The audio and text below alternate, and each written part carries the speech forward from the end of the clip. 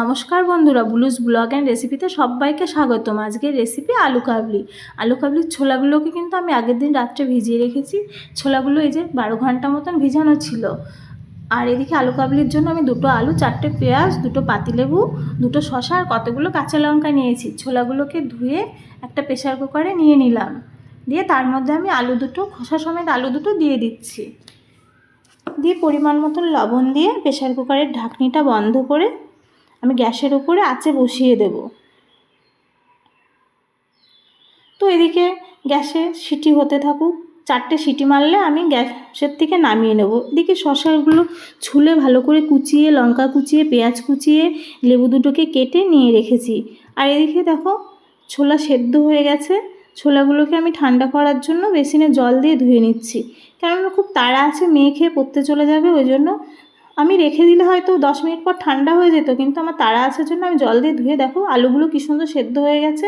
খোসাগুলোকে কী সুন্দর তুলে নিয়ে আমি এক এক করে কেটে নিচ্ছি। আমি খোসা সমেত কেন দিয়েছি, খোসা সমেত দেওয়ার কারণ হচ্ছে, দেখো খোসা ছাড়িয়ে দিলে কিন্তু কালো কালো দেখাতো। যেহেতু আমার তাড়া আছে, একসঙ্গে সেদ্ধ করে নিয়েছি, ওই জন্য খোসা সমেত দিয়ে দিলাম।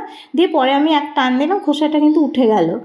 এবার পিস পিস করে কেটে নিলাম সুন্দর করে আলুগুলোকে। তো ফাইনালি সুন্দর করে আমি আলুগুলোকে খুব ভালো করে কুচি কুচি করে কেটে নিয়েছি। দিয়ে সমস্ত জিনিস উপকরণগুলো নিয়ে ছোলার মধ্যে এক এক করে আলু, শসা, পরিমাণ মতন কাঁচা লঙ্কা, একটু বিট লবণের গুঁড়ো আর ঘরে তৈরি করা মশলাটা দিয়ে দিলাম। এবার একটু গোটা একটা পাতিলেবুর রস আমি এই আলু কাবলির মধ্যে দিয়ে দেবো।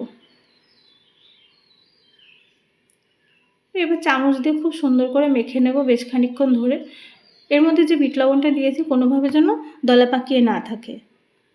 আমার মেয়ের বায়নাতেই কিন্তু আমি আলু কাবলি রেসিপিটা তোমাকে দেখাচ্ছি। ও আলু কাবলি খেতে খুব ভালো বাসে, আর ওর বায়না করার জন্য আমি আজকে বানালাম।